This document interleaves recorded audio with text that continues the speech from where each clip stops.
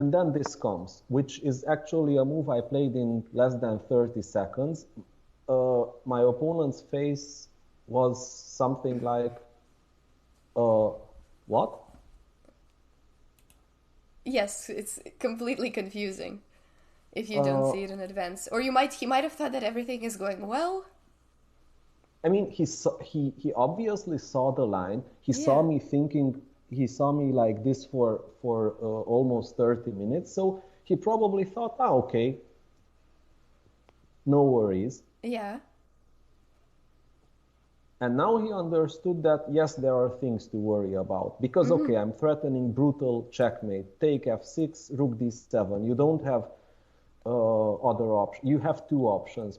Put bishop d5 here, or actually take, but none of them is really good, because now I'm Yes. threatening a checkmate. Take, and that's it. Yeah, bishop Well, g5 was a really important idea. I actually didn't see it before somebody mentioned in the chat that bishop g5 is a threat, and then, combined with your hint. and now, okay, here, probably the best is something like this. I could try to checkmate, but the easiest is just to take the rook, and well, now I'm up 3 pawns. Yeah. And the attack Uh, continues. the attack continues, and some more will fall. So this is the best line, the +9. Okay, okay. Bishop d5 is not +9. This is going to be a checkmate. Not a very ugly one either. Oh, bishop c5. Another sacrifice.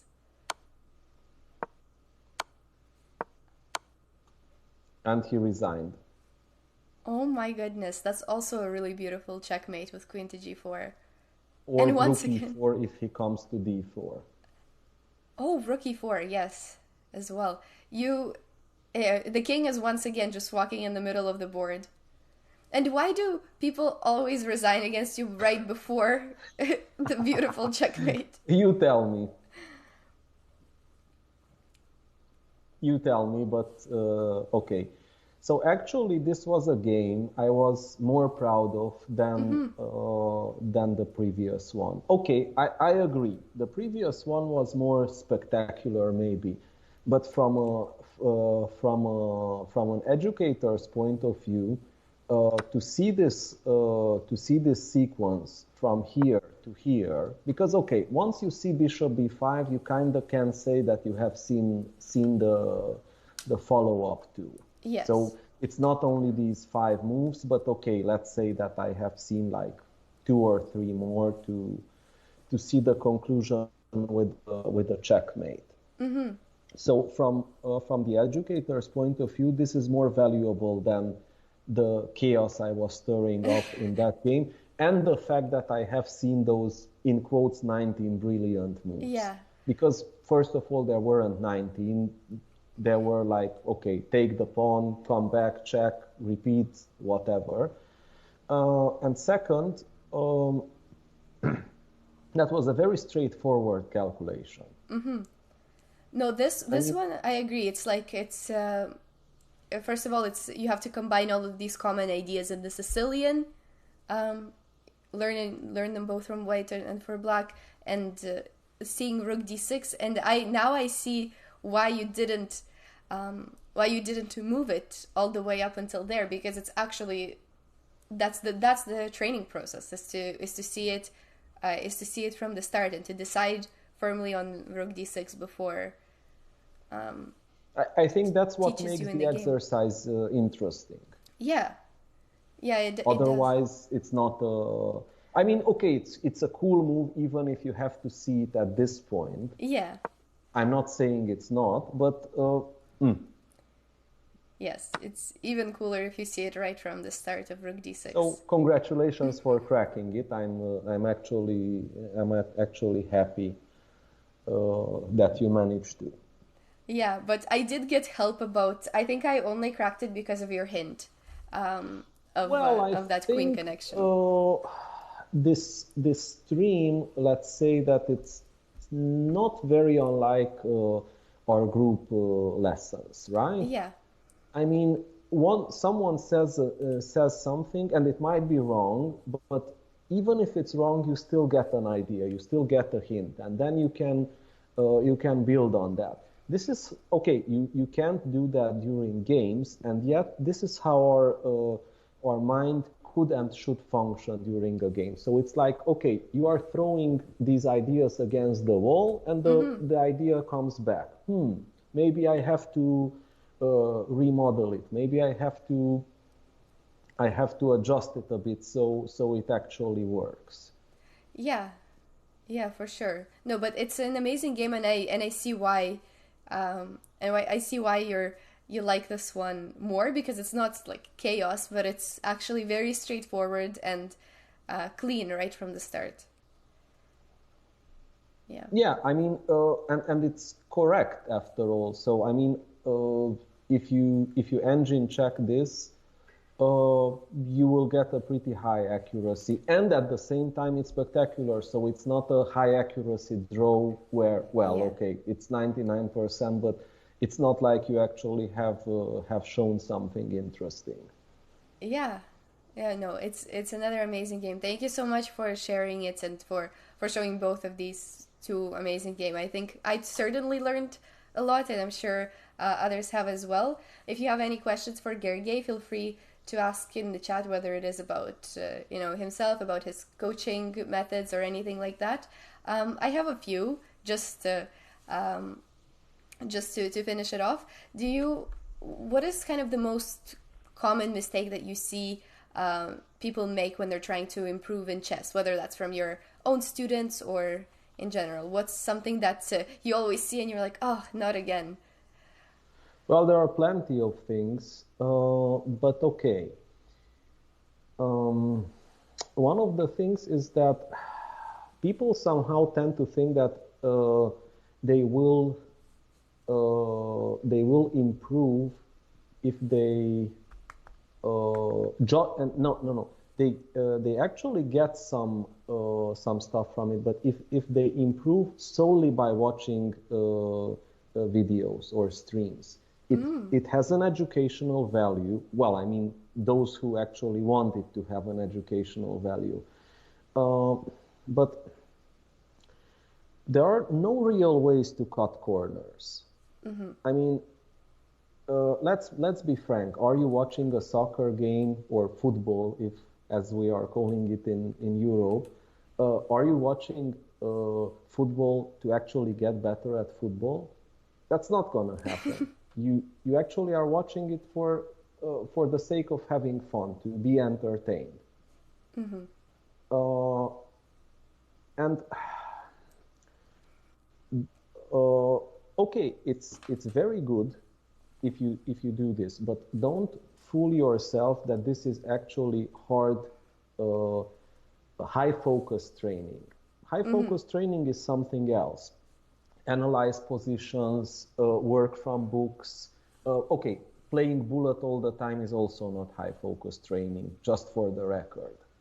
So let's say that more recently I'm actually giving my students the task of, okay, give me please your weekly schedule, not a daily, because okay, you have a bad day, you have an anniversary, you have an exam, you have stuff, but what did you do on the past week? And then some of them include me.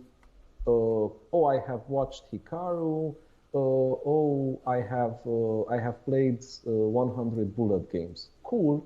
I'm cool with that, but don't include it on the training schedule. On the training schedule, you should include, let's say, when we talk about watching games, yes, you could watch games with a good commentary from a very strong tournament. Yeah, that could actually count as training. Maybe even more so if you don't watch with commentary, you try to understand yourself.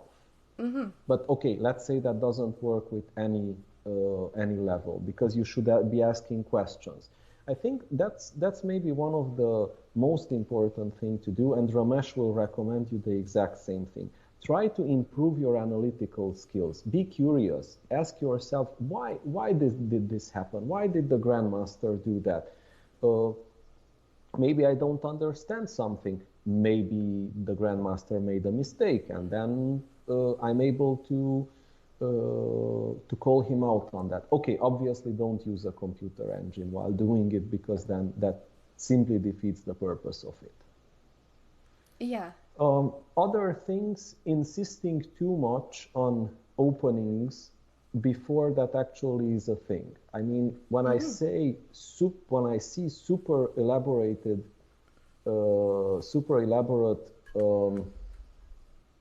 opening repertoires in the U8 section, I'm like, why? You are still giving away pieces. Yeah. And it actually kills what's maybe most important for these children, namely creativity. I mean, if you have to learn by heart, then okay, you focus on that, and you take away the focus from what would be more important. Right. Do you think that the competitive world of chess has changed a lot over the last few years because of so much theory being available and kids learning so much of this theory? Do you think it's changed for better or for worse? And did you actually notice that change at all?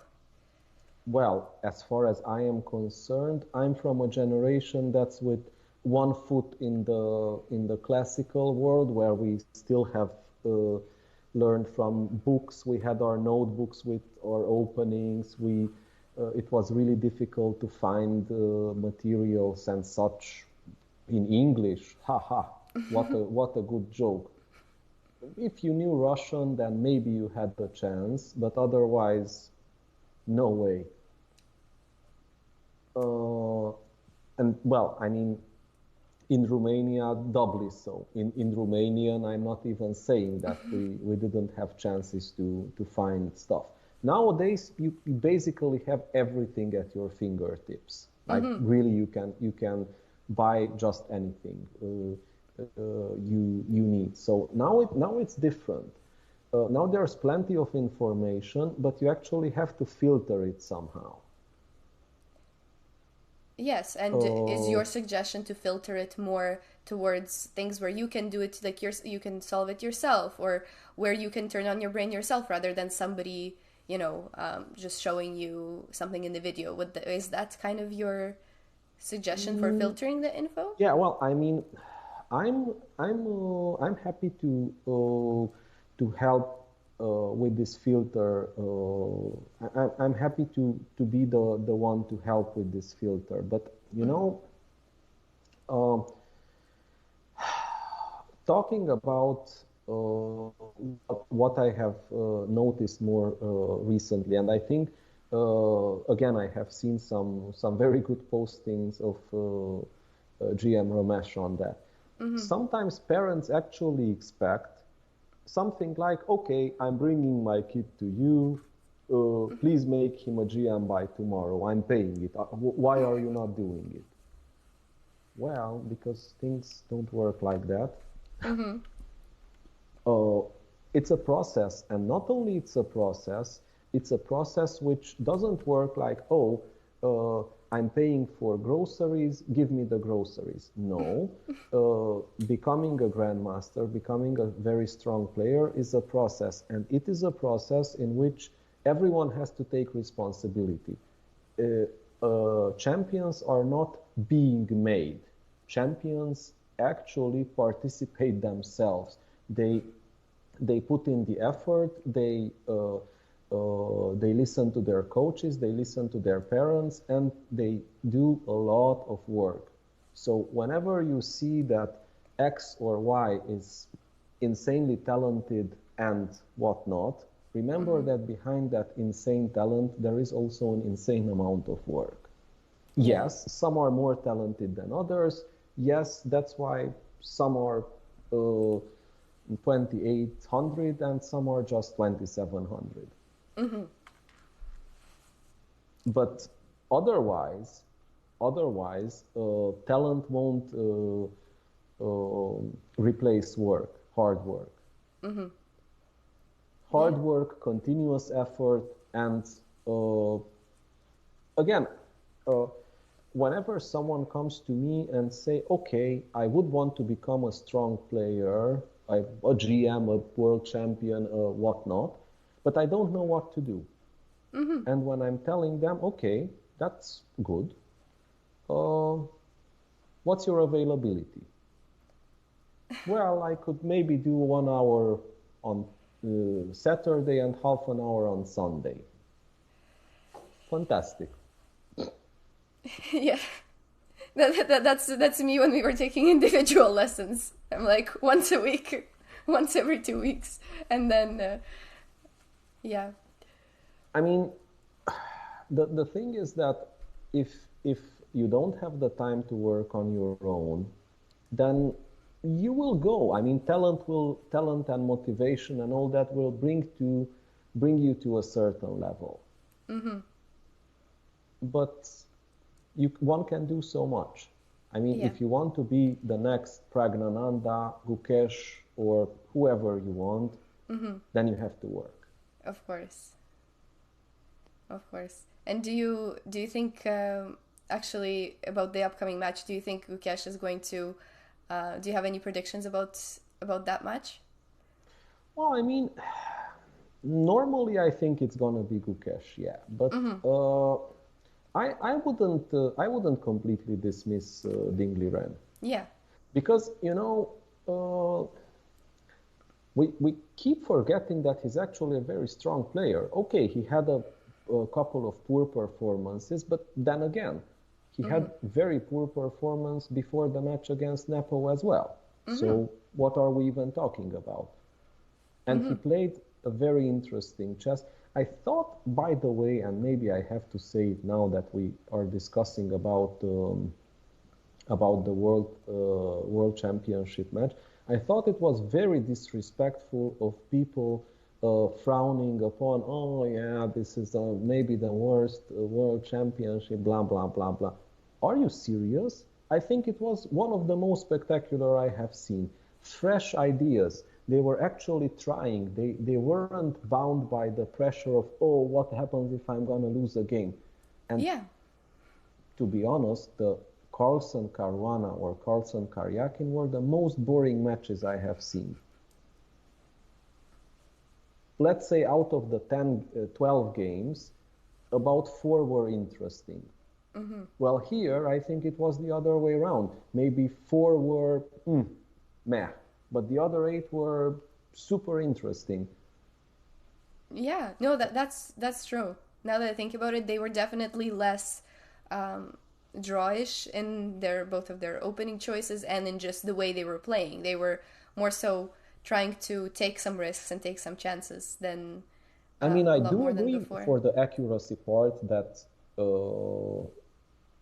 Carlsen and Fabi, Magnus and Fabi were doing better. I fully agree on that. But when I'm watching, I don't watch as a technician. I watch as a spectator. I want spectacle. I want fight. I want some drama. There was no drama in that match. That's true, and I think there could be some drama in the upcoming match, too, based on. Yeah, I think so. I mean, Ding was playing a very nice and fresh chess against Nepo, and well, Nepo was playing his usual very nice and fresh chess. Yeah, that's true. So then maybe just to wait 1 second, let me catch up on the chat. There's no. Yeah, they're saying that this is it's kind of very similar to what you said about your game 1 and game 2, where game 1 was like, a spectacle, and then the other one was just very precise and very accurate. But it doesn't make and it makes both of them really exciting, but in different ways. Yeah, I mean, I don't want to be disrespectful to Carlsen and Caruana. I mean, of course. Well, for a reason, they are maybe the 2 strongest players in the world. I mean, at that point, they surely were. And Caruana, he was at that time 28, 32, if I'm not mistaken. So I mean, obviously that was a very high quality match, but I was trying to reflect on the fact that I found it disrespectful towards Nepo and Ding to call them come on, these amateurs just have come from the park and now they are playing for the World Championship. It was a very nice, very, very beautiful match. Yeah, and it was course. interesting from the beginning till the end. I agree, and I always say that a lot of people also like ask me about the predictions and everything that Ding is gonna lose, but I always say that you can never you cannot disregard him as a player, and it's I think it's going to be a very heated and still very interesting match. That's what I'm hoping for. Yeah, and so then to finish it off, I know that right now you're in Canada, also on a. Although on the other coast, on the west coast in Vancouver, what is kind of next for you? Do you think you're going to continue playing? Are you going to coach full time? Continue play tournaments every once in a while, or continue your work with JTM? How do you see your next few steps when it comes to chess? Well, or is there still like some things that you want to reach? I think that right now, although I would refer to myself as a man with many hats, the player hat is gonna be a bit dusty. As a matter of fact, okay, I'm actually going to play a tournament on the next weekend, on the long weekend. I'll play in the Curis Memorial in Vancouver. But other than that, my playing days are kind of behind me. I'll play a couple of tournaments per year, but not much more. I'm much more focused on my coaching activities. Okay, I have the JTM Academy, as you mentioned, which I have co-founded together with Victoria Darkness. It's an online academy that teaches mostly in Canada, but okay, we obviously had other students too. We are mainly catering to the students from Canada. We have some connections to the CFC as well. As a matter of fact, the CFC has sanctioned us as the national training program for Canadian juniors. We try to be up to the task. It's not an easy task at all, because when you are creating a system, that's always more difficult than just stay the course. But other than this, I have private students. I'm the captain of the Romanian women team. I will be the captain for the Romanian U18 teams for the European Championship. So let's say I'm not too bored. And then again, I'm a parent too, and my son is also playing chess, so I need to. Oh, that's so, yes, I remember that. And you said that it's very hard to find a balance between being his parent and then also, being like a coach. So you would maybe even prefer that somebody else teaches him up until a certain point, right? Which is actually true. He has a different private coach. He's not working with me, but sometimes I still, we're at home, I have to help him. He asked me, okay, how about this? How about that? I try not to take too much the role of a coach, because that would somehow be a bit disrespectful to his private coach, who's actually also a good friend of mine. So I'm trying not to undermine his authority, because that's just a bad thing to do. on medium and long term anyway. But still, let's say that before coming into this stream, I actually had a group lesson in which my son was also there. And then it's a bit difficult to sidestep my role as a dad, because, well, obviously others are calling me Gergely or Mr. Szabo or whatever, and then he's calling me daddy, right? So it's a different kind of authority, and I think boundaries have to be set, and it's easier said than done. Yeah, of course. And well, I do really hope to see you around the tournament, see you in Canada more often, and probably the next time we see each other is going to be at the Olympiad, which is going to be also really exciting. I have one last question that a lot of people have also asked, and whenever people ask me that, I never know how to answer because I feel like, it's a matter of preference, but people always ask, give one or two openings for white or for black that you recommend for beginners. And everybody's going to give a different answer, but what are kind of your go-to, let's say, two that you would choose? Okay. My opinion is that, okay, in chess, also as in, well, other fields, you have to build from somewhere. So the first things I believe a child needs to learn, okay, for beginners, there are no openings. Not necessarily a child, anybody. But for beginners, there are no openings. But let's say that you get somehow past that level with beginner, and now you actually need something to start with. Because, well, I mean, you have learned the basic principles, you know how to occupy the center, how to develop pieces, blah, blah, blah. So it's not a complete beginner, okay? Now I think I would go with e4, e5, and d4, d5.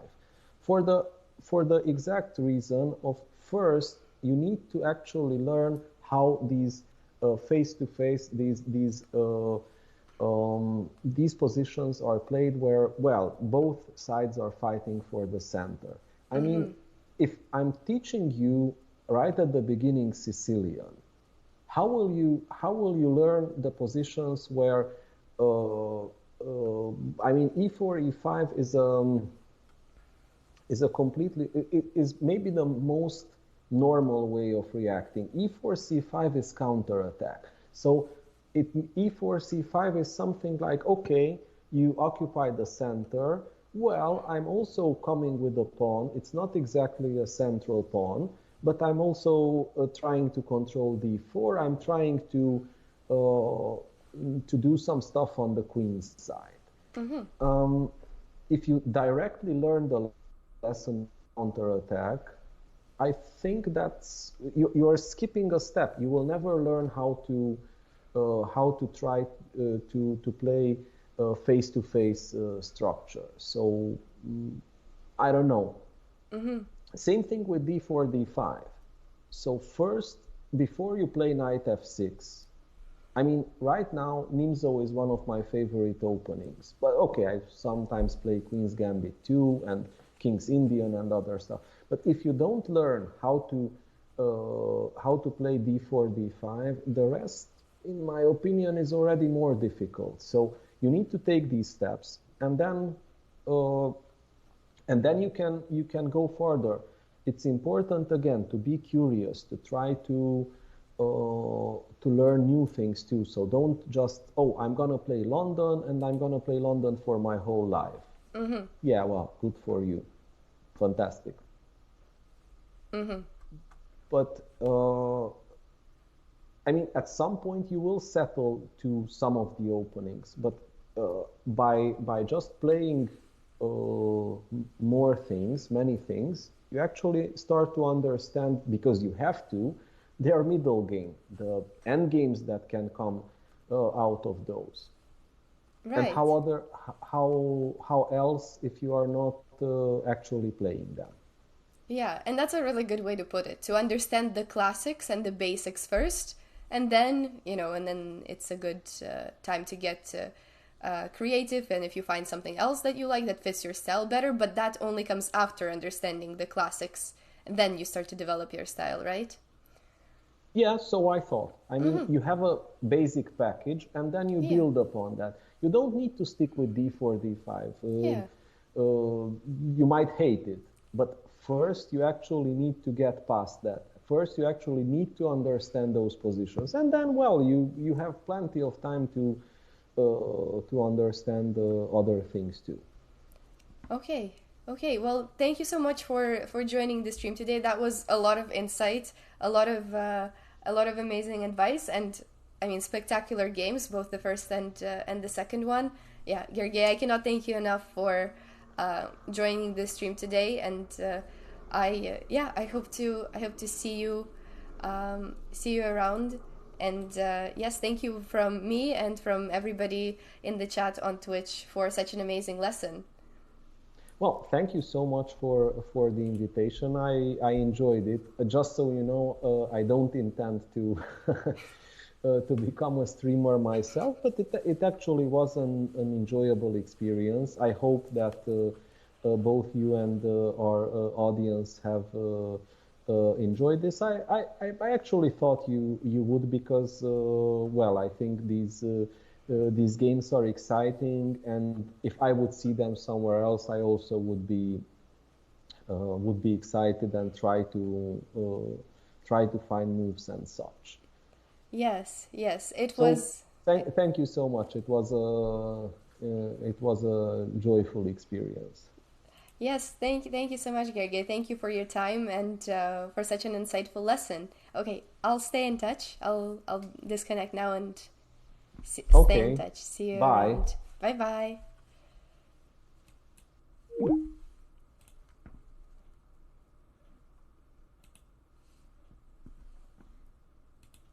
Okay, you here?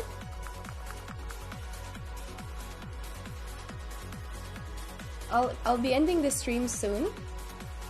What stream competition incoming? I hope you guys enjoyed the lesson. I really did. I thought the games were spectacular.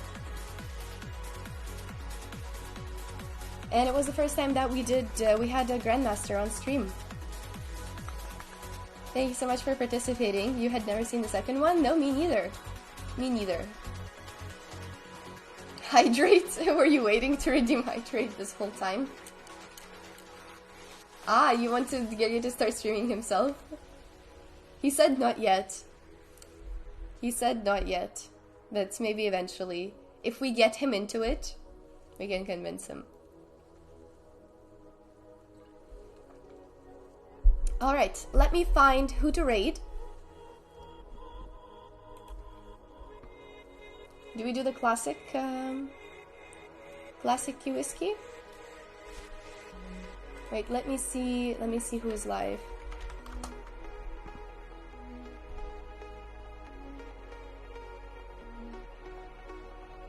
Key whiskey has come to the chat earlier. Oh, there's also so many other people. Yes, because I do need to get to my hospital shift later. So it's a bit of and it was a bit of a different stream. Hold on, stay for the raid. Maybe let's raid,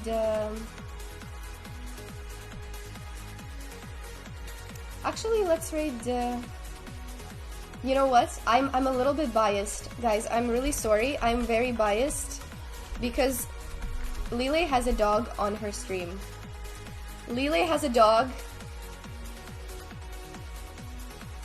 and we can't not raid a streamer with a dog. Instant raid. Thank you so much for joining today, guys. I hope you enjoyed it. Thank you for sticking around and for giving all of your move suggestions. Let's get started for the raid. Bye, Lord Grim. I'll see you guys tomorrow. I'll think about whether we'll do Bullet Brawl. We'll have to think about it. But I will see you guys tomorrow. Bye, Sente. Bye, Justin. Bye. Bye, Oliver. Thank you, everybody, for joining. It was the first ever collab. Wait, what do you mean raiding into a raid? Somebody's raiding me? Are we raiding each other?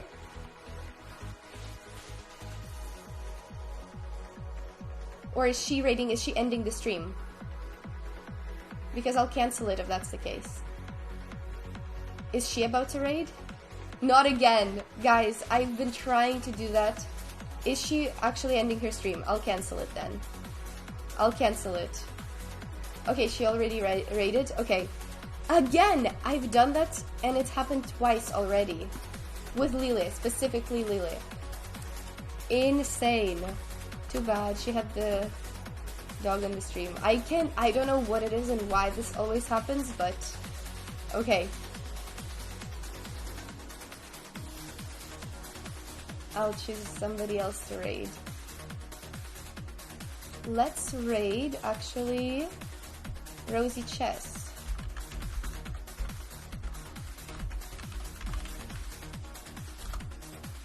Does it work? Hopefully the raid went through. He's been joining us in the chat sometimes, so I thought it would be somebody we haven't raided before. Yes, thank you so much for being here. Thank you. Bye, Annette. Lele just ended her stream. Lele unfortunately just ended the stream. Thank you, Quantar D, for the follow. Okay. I'll see you guys tomorrow. We'll talk about the stream, and I hope you enjoyed the bit of educational content. Everybody avoids my raids. Yes, I don't know why. Okay. Hope you have a good rest of your day. It's been nice seeing all of you today, and I'll see you tomorrow. Bye-bye. Bye, Nerd is down. Bye, Julio. Bye-bye. See ya. See you tomorrow. Take care, everybody.